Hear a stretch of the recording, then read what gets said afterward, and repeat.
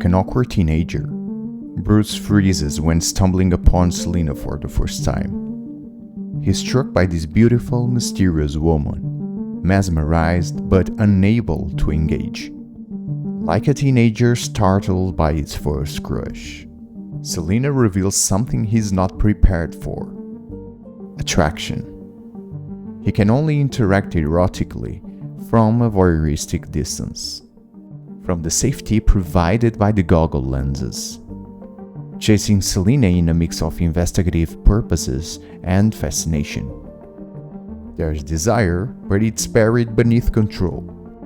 Face to face, the erotic tension is palpable between them, but Bruce seems blind to it. Selina plays the flirtatious game alone. She tests the boundaries while Bruce remains emotional unavailable, socially awkward, out of sync, unable to even understand this kind of subtle game. Even Penguin comes off as more socially competent. He navigates danger with charisma, disarming Batman with his savviness and ability to elegantly strike a conversation during a chaotic brawl. The Penguin reads a room and cracks jokes, being able to relieve tension in the atmosphere with his wits. He even mocks Batman's growling and theatrical voice. What she has to do with this murder? Who's might have? He exposes that the Batman's projected persona isn't just intimidating, it's also cringeworthy. He's so smooth that he escapes a beating just by using his street smart talk, seamlessly changing from a threatening tone Look, to a friendly one. I'm just a proprietor, okay? Bruce, by contrast, only knows how to fight, but is clueless about how to bond. He's armored on the outside, and emotionally underdeveloped on the inside. Like a teenager living in his parents' basement, no pun intended, scared of interacting with people. Mr. Wayne. He denied the lover, the friend, the human. He's a destroyer, not yet a man. Selina is the opposite. She's a nurturer. She can't stop herself from adopting stray cats. She protects Annika like a mother. She represents the feminine Eros, grounded, instinctive, connected and sensuous. Even in combat, there's chemistry between them. Her sensuality collides with Bruce's brutality, creating a magnetic tension. A new type of ethos is beckoning Bruce. In her, Bruce encounters not just a woman, but the very part of himself is cut off. Her presence provokes him, not just sexually but existentially. She threatens his idea of what strength is. Her independence, her ability to feel. They all expose how emotionally stunted he really is. And instead of connection, Bruce still clings to control. Bella Real also serves as a feminine force, challenging Bruce's self-image with a simple poke. You really could be doing more for this city. It's a confrontation with his lack of true philanthropy. Giving back is not just an obligation, it's a passion. That is our family's legacy. Bruce is still far away from his roots, fighting only for revenge and not out of a place of service. Because at this point, Bruce is not philanthropic, he is misanthropic. While philanthropy seeks to uplift others, misanthropy turns away from them with bitterness. He fights for vengeance, not restoration. And like all repressed men, he despises feeling, especially his own sexuality. That suppression makes the sexual charge to be pushed down below the conscious level of Bruce's psyche, making it become autonomous and morph into obsession. And so he starts reacting like a possessive partner, despite never having made a genuine emotional approach toward her. Bruce becomes furiously jealous when he believes Selina and Falcone are romantically involved, sending him spiraling into compulsively replaying the footage on loop, unable to cope with what he perceives as betrayal. I don't have a relationship with him. Tell me you had a relationship with him. I don't have a relationship with him. This possessiveness explodes when he mistakes Carla for Selina and charges toward her and Falcone in a fit of jealous rage. But he got tricked by his own eyes, seeing something that wasn't there, that isn't there. They don't have a relationship yet, but he treats her like she belongs to him, not realizing that they are a couple, only in his head. The classic dynamic of repression flipping into projection. The more he denies his desire for Selina, the more he becomes possessed and gripped by it. By driving his emotions underground, they fester and take hold. What he won't face begins to act through him, and in that Bruce mirrors the Riddler. Just as Bruce imagines he has a relationship with Selina that doesn't truly exist, the Riddler believes he shares a partnership with Batman. Ashton envies Batman's physical prowess, just as Bruce is mesmerized by Selina's sensuality and emotional fluency. The Riddler hides from confrontation, a physical coward, while Bruce charges into battle but hides from intimacy, an emotional coward. The Riddler sneaks on his victims, avoiding danger, while the Batman always fights outnumbered, face to face, but avoids connection with others. They are fascinated by what they are lacking inside, and so both project unmet emotional needs into imagined bonds and then respond with rage when those illusions collapse. No! I can't do this no more. No! Both are erotomaniacs in their own way. Just as Bruce watched Selina with his goggles, so did the Riddler watch the mayor. The parallel points that for Ashton, erotic desire is completely entangled with violence. When he kills the mayor, there's an unmistakable undercurrent of sexual release.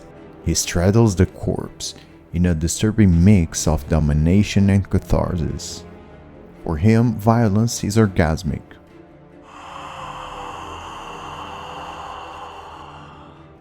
He moans in a chilling expression of twisted pleasure. Even his fixation on Batman is similarly warped. There is a subtle homoerotic intensity, not literal but symbolically showing he's in love with an idealized reflection of himself, the powerful figure he wishes he could become. It's narcissism, masked as kinship. Going back to Bruce, he condemns the lustful stares of the man at the 44 below. Yet he conveniently forgets he was doing the same, watching Selina from a rooftop. He convinces himself he's different, purer and above them. But that's the delusion, that only they are perverse, not him. His moral superiority is a lie he tells himself that protects him from facing his own contradictions. He is not virtuous, he is just blind. That's what makes his darker impulses harder to detect, but nevertheless real. Bruce wants to control Selina, but she's skittish and untamed. She takes care of herself. Like a cat, she comes and goes on her own terms. And that's precisely what makes her so magnetizing. The gravitational pull of a psychologically independent woman is often overwhelming and irresistible for the emotionally inexperienced man. Take Kurt Cobain. Emotionally fragile, socially withdrawn, and helplessly attracted by a force he couldn't contain. Courtney Love. And Matt Reeves drew on Cobain when shaping this version of Bruce Wayne. This is the archetypal pattern of the tortured introvert drawn to the femme fatale, a pattern fueled by unprocessed desire and emotional chaos, a kind of dynamic that tends to lead to imbalance and implosion, and in Cobain's case, it fatally did. This dynamic doesn't only spiral inward, it can also turn violently outward. When a man fails to integrate the tension between attraction and fear towards a woman's raw sensuality, he may grow resentful. If he lacks the emotional maturity to hold that complexity, he doesn't see a person anymore. He sees a threat. In that case, such a projection may lead not to self-destruction, but to the destruction of her. The same woman that was once idealized becomes in his eyes a kind of devil. The siren becomes a witch. The virgin becomes a whore. A breaking point that instead of leading to transformation, turns into violence. Take the Joker. Arthur Fleck embodies this pathological failure. A sexual pervert, a stalker, consumed by rejection and resentment. Like Bruce, he projects a fantasy onto a woman.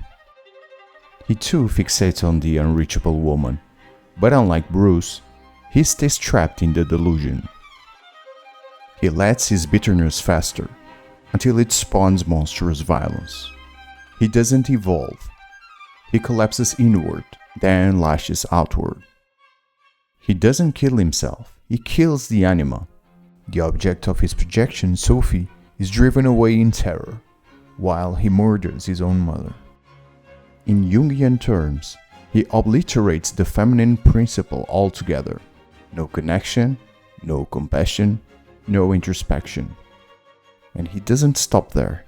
He also murders Murray, the external embodiment of his masculine ideal. In doing so, he wipes out both Eros and Logos. Void is the only thing left, an inner chaotic world where nothing can grow. Bruce doesn't go that route, even though he walks dangerously close to the edge. He's still incomplete. His instincts are unexamined. His rigid worldview keeps him blind to everything he refuses to feel. But Selina is his guide into that instinctual realm. She's not just a woman Bruce is drawn to. Selina is the living embodiment of his anima, the emotional and inner vitality force he spent his whole life suppressing in his pursuit of control. Selina is grounded in the real world of survival. She's in touch with the real texture of life and its ambiguous gray areas. For Selina, morality isn't abstract, it's lived and messy. She doesn't theorize about the world. She skillfully navigates it, operating in the murky waters of the psychological underworld as much as the literal one, and she thrives there. She dwells in the twilight space of life's complexities. She moves between worlds, just like the ancient mythological cats she resembles, guardians of thresholds, creatures of dusk and liminal spaces, wild and domestic, day and night, order and chaos, facilitators in the transition between life and death.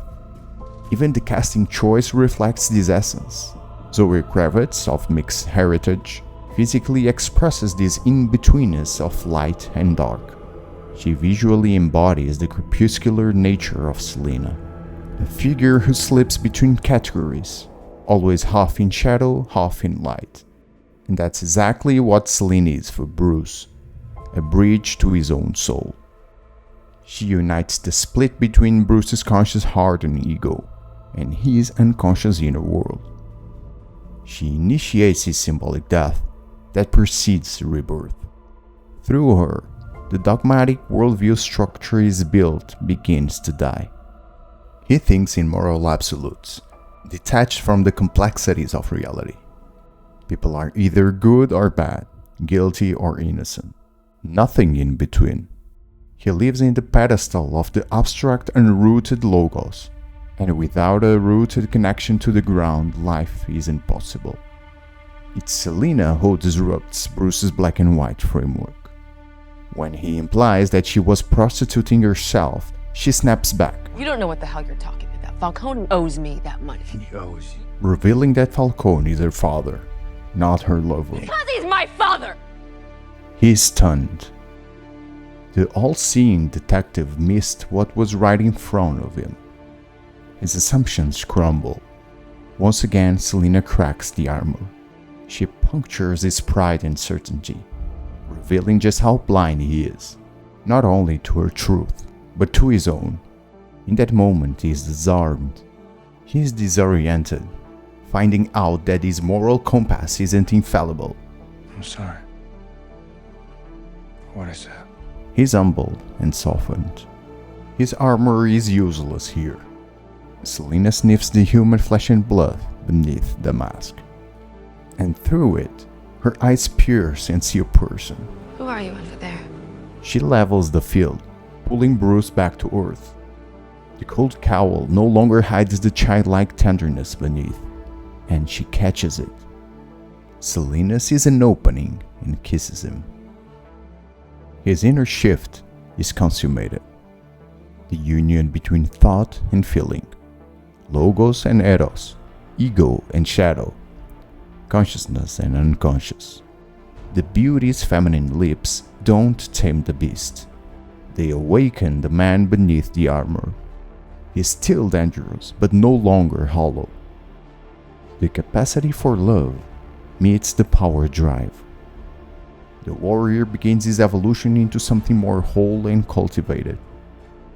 Then, a cascade of twists is set in motion. Bruce discovers that his father, Thomas Wayne, once allied himself with Falcone in a desperate attempt to silence a journalist threatening to reveal the family's private secrets. Bruce goes to confront Falcone, carrying the weight of a disillusioned son. Head down, unarmed, exposed. His armor is useless in this confrontation with the truth. Just moments earlier, Bruce had said to Selina, Your friend got involved with the wrong people. She didn't know any better. but now he's forced to face the same about his father. Thomas Wayne too got involved with the wrong people. So by Bruce's earlier logic, did his father deserve what he got? This is the continuation of the fracture in Bruce's moral absolutism. Until now, he's only seen evil as something external, something out there to be hunted and punished, never something within. But here, he begins to realize he's no angel either. His black and white vision crumbles. The shadow, long disowned, begins to integrate. And for the first time, Bruce sees that even those we love, even those we idolize, are capable of wrongdoing. And when we idolize someone, we become blind to our own complexity, both our virtues and our flaws. Bruce idolized his father. Riddler idolized Batman. But Selina? She idolizes no one. And that's why she operates in shades of grey. That's why she's truly independent. Only when the illusion of the Immaculate Father begins to die does Bruce truly begin to grow up. As long as he clung to that fantasy, he remained emotionally stuck, seeing himself as a righteous crusader, a proxy for his father's imagined purity, no longer the sainted son of a sainted man. I mean, he ain't a kid no more. And for once, Falcone speaks the truth. By entering his lair, Bruce crosses a threshold. In that moment, Carmine's words dissolve the godlike image of his father. Falcone is not Bruce's shadow. He is the shadow of Thomas Wayne, the buried truth behind the polished legacy. And by confronting Falcone, Bruce indirectly confronts the unspoken part of his father's story, the compromises, the actions propelled by fear and naivety. Earlier, Bruce told Falcone that his father once saved his life by operating on him after a gunshot, simply because he had taken the Hippocratic oath. Falcone laughs, letting the pun hang in the air. Maybe it wasn't just Hippocratic, maybe it was hypocritical. A small bitter moment that subtly foreshadows the unraveling of Bruce's idealized image of his father that would come later. Falcone is the other side of the same coin, where the perfect father becomes the foolishly corrupted one. And so, Thomas Wayne falls from the shrine, He descends from the heavens to stand among flawed men. The symbolic death of the sinless father is what allows the son to become a man. It's a psychological rite of passage we all must face. The moment when we stop seeing our fathers as invincible and larger-than-life authority. When that heroic image collapses, we can no longer lean on it. We can no longer outsource our moral compass. We're called to build our own. Through trial, doubt, self-responsibility, and the hard-won journey toward inner sovereignty.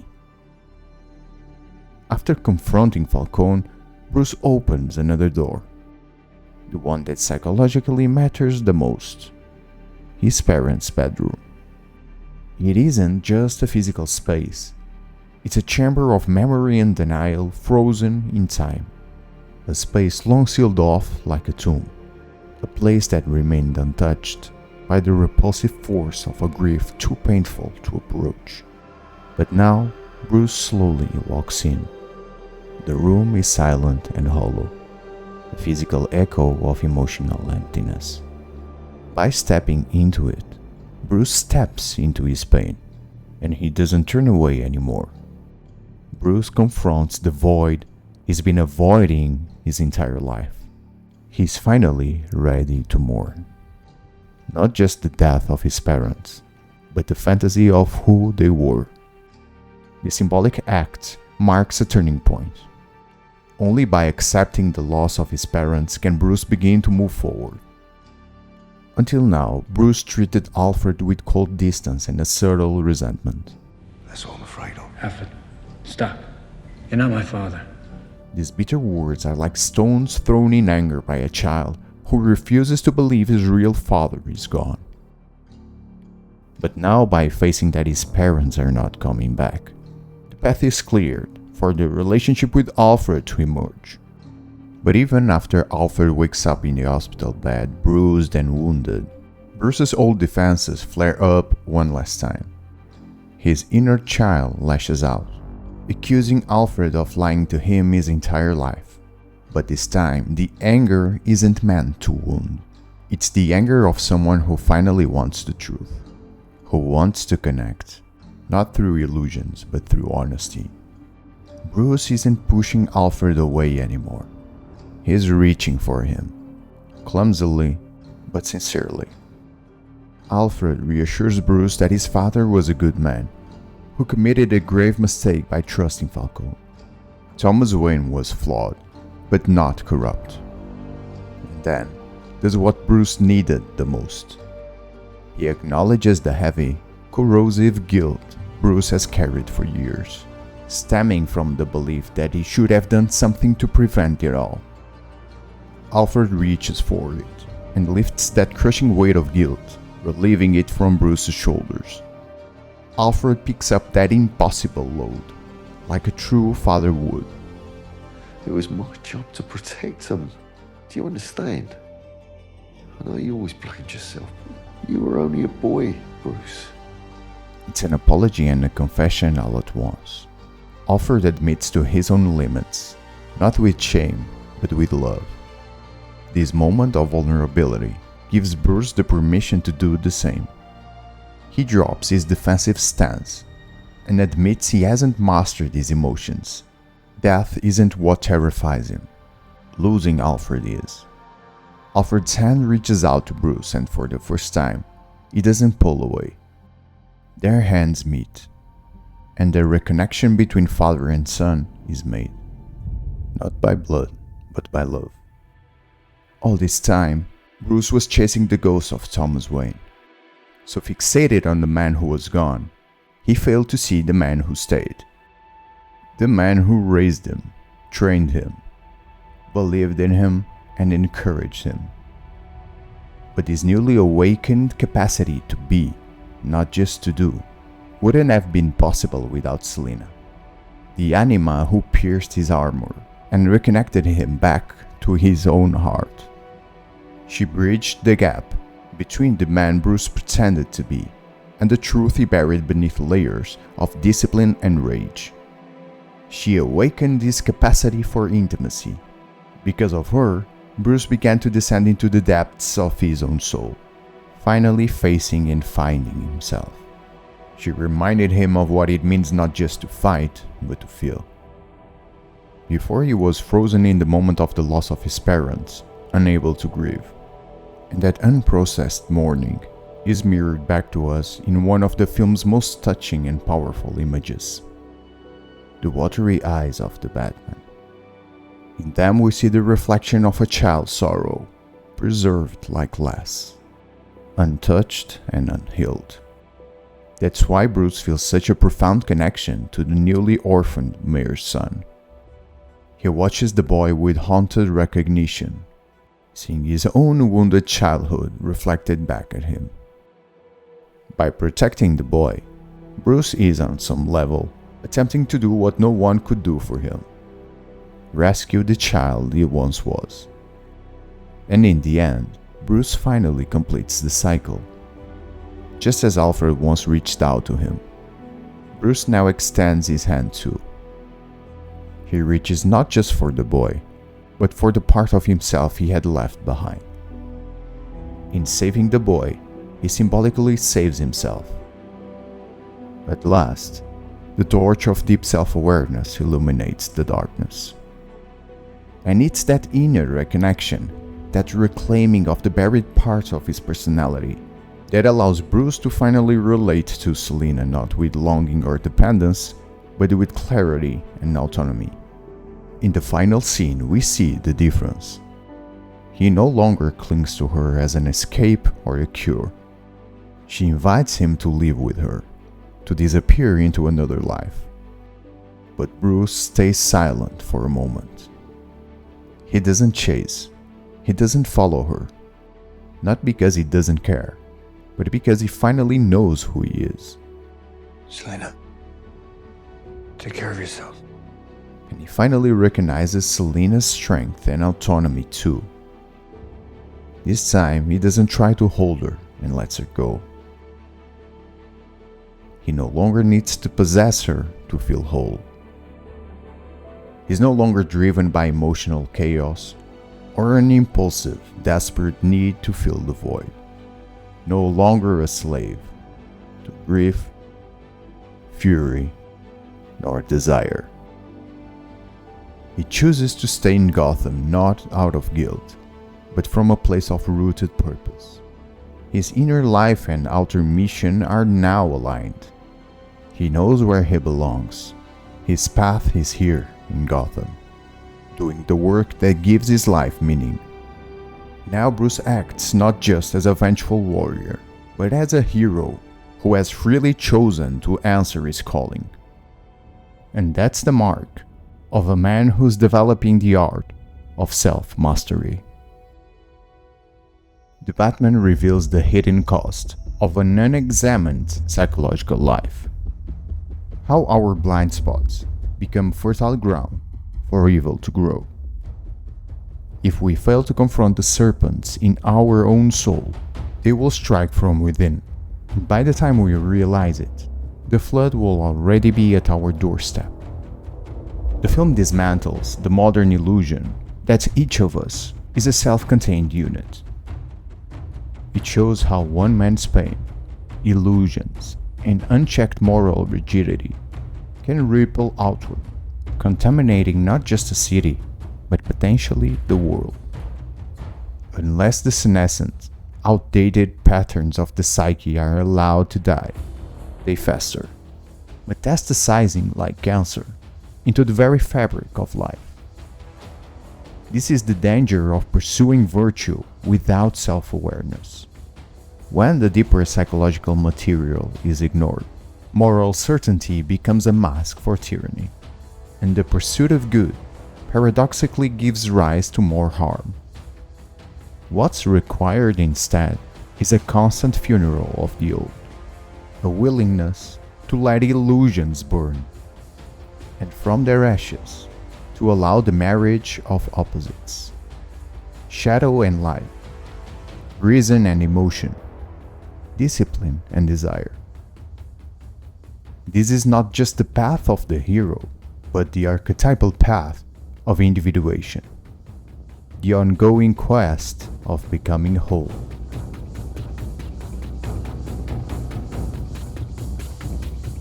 If you are looking for psychologically dense content, you found the right channel, so don't forget to subscribe. Thank you for watching and see you next time.